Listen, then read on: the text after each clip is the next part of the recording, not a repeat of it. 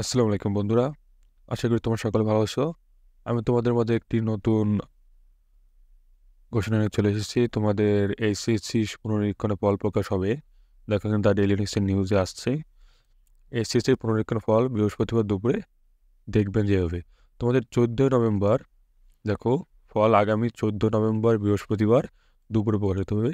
এখন আমরা দেখব কীভাবে আমরা এই ফলটি পাবো। এখন বলছে যেভাবে ফল জানা যাবে। শিক্ষা বোর্ড কর্তৃপক্ষ জানিয়েছে 2 পদ্ধতিতে এইচএসসি বা সমমান পরীক্ষার পুনরীক্ষণ ফল প্রকাশ জানা যাবে। এটা হলো এসএমএস এর মাধ্যমে, তোমরা চাইলে এসএমএস এর মাধ্যমে ফল জানতে পারবে। এছাড়া নিজ নিজ শিক্ষা বোর্ডের ওয়েবসাইটে ঢুকে পরীক্ষার্থী ফল দেখতে পারবেন। ফল প্রকাশের সময় যেভাবে এইচএসসি এসএমএস পাঠিয়ে ফিরতি এসএমএসে ফল জানা যায়, পুনরীক্ষণের ক্ষেত্রে তা নয়। পুনরীক্ষণ তোমাদের সময় এসএসসি ফল প্রকাশ পেয়েছে, ফল পেয়েছে যেভাবে এসএমএস এর মাধ্যমে সেভাবে নয়। পুনরীক্ষণ ফল প্রকাশ আলাদা।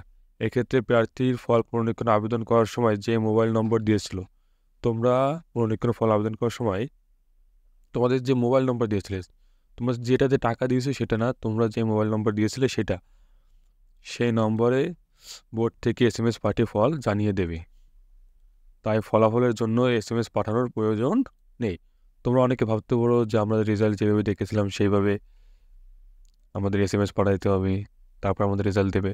তেমন না, তোমরা বোর্ড চ্যালেঞ্জ করার সময় যে ফোন নম্বরটি দিয়েছো সেই ফোন নম্বরে তোমাদের রেজাল্ট পাঠিয়ে দেবে। তো অটোমেটিক এখানে কোনো তোমার এসএমএসের জন্য টাকা খরচ করা লাগবে না।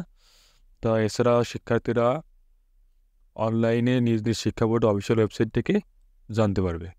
তো এই ছিল আমাদের ভিডিওটা। তা আমরা জানতে পারলাম যে এইচএসসি পরীক্ষার ফলাফল 24 নভেম্বর দুপুরে বৃহস্পতিবার দেওয়া হবে, এবং তোমরা যে নাম্বার দিয়ে বোর্ড চ্যালেঞ্জ করেছিলে সেই নাম্বারেই তোমাদের পরীক্ষার ফলাফল চলে আসবে। তো চিন্তার কোনো কারণ নেই, সবারই রেজাল্ট ভালো হবে, পরিবর্তন হোক। সবার জন্য দোয়া রইল। আসসালামু আলাইকুম।